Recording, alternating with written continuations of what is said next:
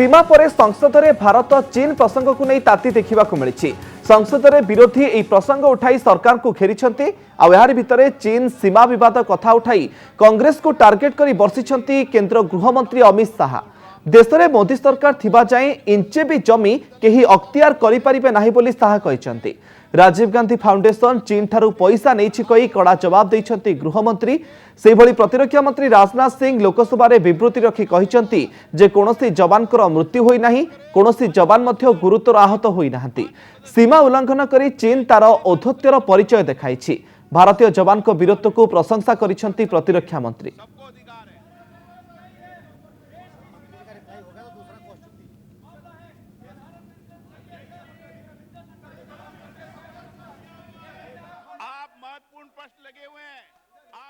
कि राजीव गांधी फाउंडेशन को 2005-6 और 2006-7 के वित्तीय वर्षाल में चीनी दूतावास से 1,35,00,000 रुपए का अनुदान प्राप्त हुआ था। चूंकि एफसीआरए के कानून और उसकी मर्यादाओं के अनुरूप नहीं था, तो नोटिस देकर पूर्णतया कानूनी प्रक्रिया का अनुपालना करते हुए गृह मंत्रालय ने इसका रजिस्ट्रेशन रद्द किया था।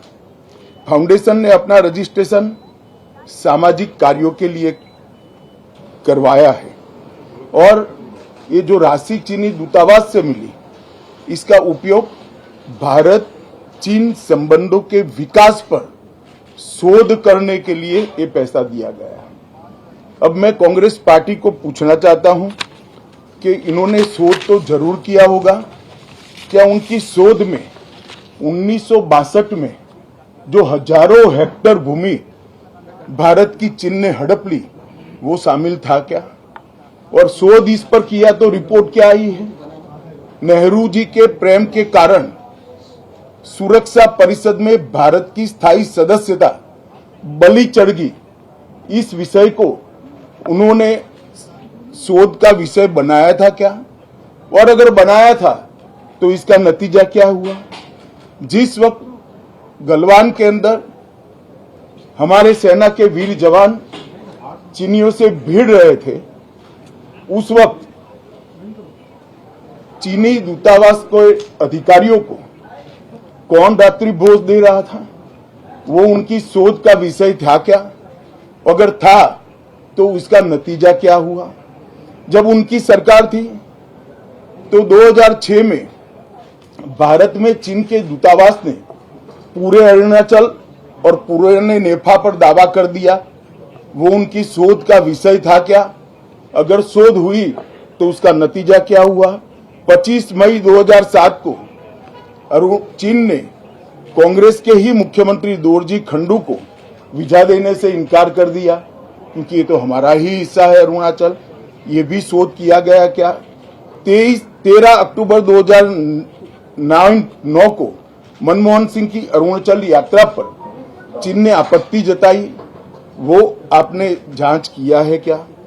और 2010 में चीन ने जम्मू कश्मीर के लोगों को स्टेपल वीजा जारी करने की प्रथा शुरू की, ये भी क्या आपका शोध का विषय था? 2011 में कांग्रेस सरकार ने चीन की धमकी के बाद हमारे रोड और वाइटल बॉर्डर इंफ्रास्ट्रक्चर्स का निर्माण डैम चौक में रोक दिया। ये क्यों रोका गया, इसकी भी शोध की है। मैं कांग्रेस पार्टी को पूछना चाहता हूं, ये दोगला रवैया जनता के सामने नहीं चलता है। जनता सब देख रही है। आपके परिवार द्वारा चलाया गया फाउंडेशन, उसका एफसीआरए रजिस्ट्रेशन चीन की दूतावास से मिले हुए अनुदान से समाप्त हुआ है। आपके ही समय में हजारों किलोमीटर भूमि अवैध रूप से हमसे हड़प ली गई है। आपके ही समय में हमें मिली हुई सुरक्षा परिषद की सदस्यता आपने निजी संबंधों को बनाने के लिए चीन की भेंट कर दी है। ये सारी जनता इस सभी विषयों को जानती है। 9 दिसंबर 2022 को पीएलए ट्रुप्स ने तवांग सेक्टर के यांगसे एरिया में लाइन ऑफ एक्चुअल कंट्रोल पर अतिक्रमण कर स्टेटस को एक तरफा बदलने का प्रयास किया। चाइना के इस प्रयास का हमारी सेना ने दृढ़ता के साथ सामना किया है अध्यक्ष महोदय, और इस फेस ऑफ में हाथापाई भी हुई है।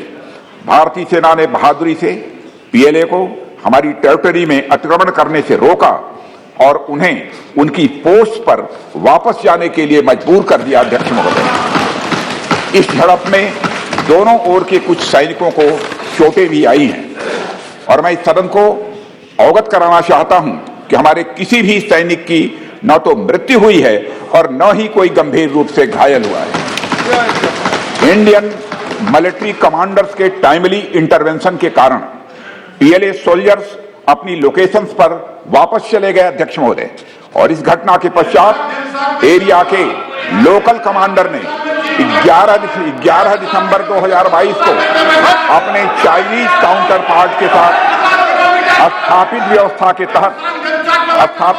के तहत एक फ्लैग मीटिंग की और इस घटना पर चर्चा की।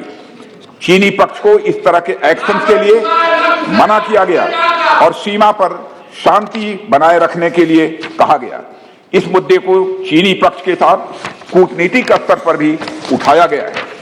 अध्यक्ष महोदय, मैं इस सदन को आश्वस्त करना चाहता हूं कि हमारी सेनाएं हमारी भौमिक अखंडता को सुरक्षित रखने के लिए पूरी तरह से प्रतिबद्ध हैं और इसके खिलाफ किसी भी प्रयास को रोकने के लिए सदैव तत्पर है हमारी भारत की सेना। और मुझे विश्वास है कि यह सदन हमारी सेनाओं की वीरता और साहस को एक स्वर से समर्थन देगा। और अध्यक्ष महोदय, मैं पूरी तरह से आश्वस्त हूं कि यह संसद बिना किसी संशय के भारत की सेना की क्षमता, शौर्य, पराक्रम व प्रतिबद्धता का भी अभिनंदन करेगा। तेज तवांगे भारत चीन विवाद प्रसंग में प्रतिरक्षा मंत्री राजनाथ सिंह बैठक करते। ए बैठक में प्रतिरक्षा मंत्री सहित देशर सुरक्षा परामर्शदाता अजित डोभाल, तीन सेनार मुख्य सीडीएस जेनेराल अनिल चौहान उपस्थित रही। सेपरि वैदेशिक मंत्री एस जयशंकर और वैदेशिक सचिव उपस्थित थे। प्रधानमंत्री सीमा विवाद को नहीं उच्चस्तरीय बैठक करिसेंति। सूचना अनुसार गत 9 तारिख में घटिथिला ई घटना मुहामुही कारणरू एकाधिक जवान आहत होइछन्ति। ड्रैगन सेनार प्राय 300 जवान अचानक 9 तारिख में आसी नियंत्रण रेखा अतिक्रम करी गंडगोल करथिले। यार मुकाबिला करथिले उपस्थित रहितिबा भारतीय जवान। एही घटना रे 6 जन भारतीय जवान आहत होइतिबा सूचना मिलिछि। आहत जवान को चिकित्सा पई गुवाहाटी अणा जाइछि। चीन सेनार मध्य 12 रु अधिक जवान आहत होइतिबा जणा पड़िछि। 2020 गलवान घाटी घटना परे पुणी एभली एक घटना एबे नजर को आसीछि। गलवान घाटी रे होइतिबा मुहामुही घटना रे चीन रो 45 जन जवान निहत होइतिले। भारत पक्षरु मध्य 20 जन जवान शहीद होइतिले। एही घटना परठारु प्रकृत नियंत्रण रेखा रे दुई देशर सेना मध्य उत्तेजनापूर्ण स्थिति लागि रहिछि। तेबे बेस किछि दिनर नीरवता परे पुणी थरे निजर असल रूप देखाइछि चीन। विरोधी एने सरकार ठारू जवाब भी लोड़ी। प्रतिरक्षा मंत्री राजनाथ सिंह प्रथमे लोकसभा और परे राज्यसभा ए प्रसंग में विवृत्ति रखिबे बोली सूचना रही। This clash which took place between the Indian soldiers and the Chinese soldiers has taken place in the Tawang sector of Arunachal Pradesh at a place called Yangtze, which is on the line of actual control, in which, as per the report, 300 Chinese soldiers came inside. They clashed with the Indian soldiers and a large number of Chinese were injured, and so were the Indian soldiers injured. Now what we have to understand is this is for the first time a clash is taking place between Indian and Chinese soldiers after the Galwan. Remember, Galwan Valley and all of the incidences took place in Ladakh.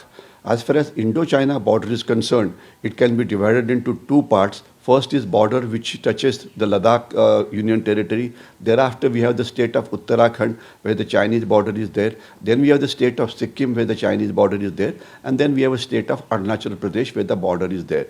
So now this clash has taken place right at Arunachal Pradesh area. Now we are in the second week of December.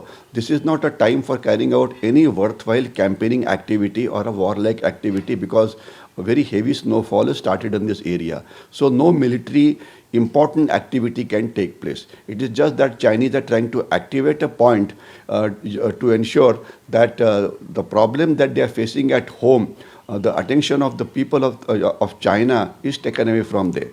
What is the situation in China? Situation in China today is that every Chinese citizen wants that COVID lockdowns to be lifted up because it is causing tremendous amount of inconvenience to them, and they want Xi Jinping also to leave. And this is the largest ever uprising against the Chinese government, largest after the Tiananmen Square agitation which took place long time back. Of course, the Chinese government is crushing it by use of technology, by use of social media, etc. But the fact is, despite so many days, they have not been able to crush the uprising. So therefore, one reason is that they want to distract the people by pointing India as an enemy so that they start looking towards India and don't look inside.